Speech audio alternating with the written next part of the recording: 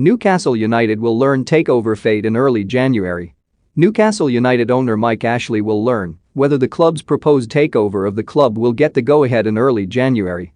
A deal to buy Newcastle, worth £300 million, was agreed between Ashley and a group comprised of PCP Capital Partners, led by Amanda Stavely, David, and Simon Rubin and Saudi Arabia's Public Investment Fund, which was putting up the majority of the money. The bid failed to go through as the Premier League disputed whether members of the Saudi Arabian ruling family would become club directors, and the delay saw them walk away in the summer of 2020. Ashley was then prompted to launch legal action against the Premier League on two fronts. The first was an arbitration hearing between the club and the league, which was delayed earlier this summer, and also a competition appeal tribunal, CAT. The CAT began on Wednesday, and it was during those proceedings that it was confirmed, via Adam Lewis QC, who represents the Premier League, that the arbitration process would finally begin on January 3 and take little more than a week to be heard, at which point it will be known if Newcastle will be sold or not. This ties in with news that 90 Min was told earlier this month that Newcastle as a club were confident that the takeover would go through.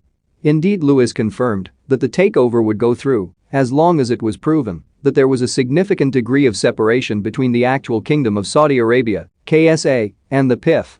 If the arbitration decides KSA is not a director, then the transaction can and will go ahead, with no question of the owners and directors test being applied to KSA, he said. The Competition Appeal Tribunal, CAT, that will decide if the league breached anti-competition laws resulting in losses for Newcastle, and truth will have little bearing on the outcome of the arbitration process, but Ashley is determined to prove the league were in the wrong to deny the takeover. During the CAT process, Daniel Jowell QC, representing St. James Holdings owned by Ashley, claimed that the Premier League's initial decision to reject the takeover was in part due to the role of Qatar-based beIN Sports, who accused the Saudi government of broadcast piracy with their Premier League rights within their region.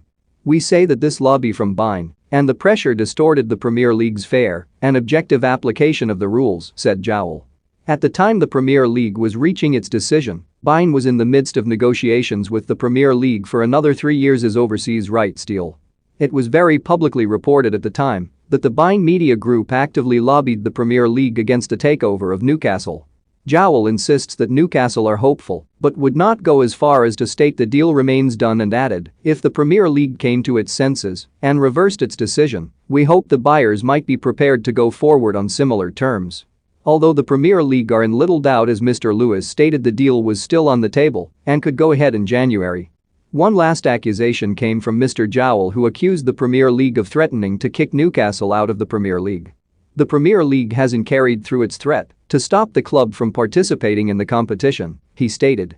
The three-man panel headed by Mr. Justice Miles said a